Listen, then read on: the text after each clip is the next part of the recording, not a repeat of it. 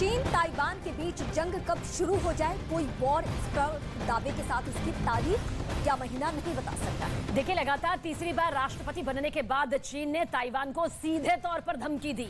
साथ ही ये भी कहा कि वो किसी भी तरीके से ताइवान को चीन में मिलाकर ही रहेंगे, और अगर ऐसा होता है तो समझो विश्व युद्ध होकर ही रहेगा। ताइवान पर चीन ने दी महायुद्ध की धमकी। ताइवान पर चीन और अमेरिका होंगे आमने सामने। लगातार तीसरी बार चीन के राष्ट्रपति चुने जाते ही शी जिनपिंग ने महायुद्ध की धमकी दे डाली और ताइवान को चीन में मिलाने का ऐलान कर दिया। जिनपिंग ने धमकी देते हुए कहा कि वो ताइवान को किसी भी तरीके से चीन में मिलाकर रहेंगे।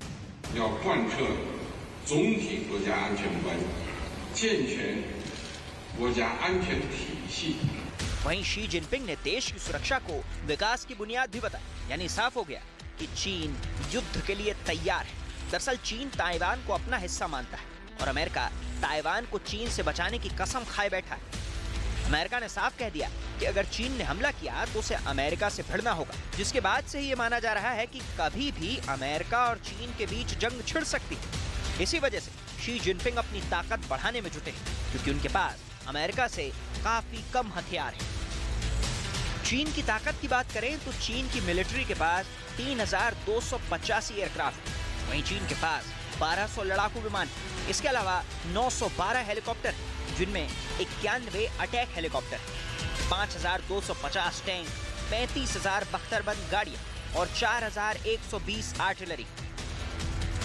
वहीं चीन ने अपने रक्षा बजट को भी बढ़ा दिया है। चीन ने अपने रक्षा बजट में 7.2% की बढ़ोतरी की और इसे $224 बिलियन यानी करीब 18 लाख करोड़ रुपए का कर दिया। जिसके बाद एक बात तो साफ हो गई कि चीन हर मोर्चे पर अमेरिका को टक्कर देना चाहता है, लेकिन इन सब के बीच चीन भूल गया है कि उसके देश की आर्थिक हालत ठीक नहीं। कोविड की मार से चीन की अर्थव्यवस्था अभी तक उबर नहीं पाई। चीन की सरकार ने इस साल के लिए विकास दर के लक्ष्य में कटौती की। पिछले साल भी चीन का आर्थिक मोर्चे पर बेहद ही खराब प्रदर्शन रहा। चीन ने इस साल के लिए मामूली 5% की आर्थिक विकास दर का लक्ष्य तय किया है। पिछले साल चीन की आर्थिक विकास दर केवल 3% थी। ये 1947 के बाद पिछले 50 सालों में चीन की जीडीपी की दूसरी सबसे कम वृद्धि दर है। ऐसे में चीन भले ही रक्षा बजट बढ़ाकर अपनी ताकत दिखा रहा हो, पर अंदर से उसका देश खोखला होता जा रहा है।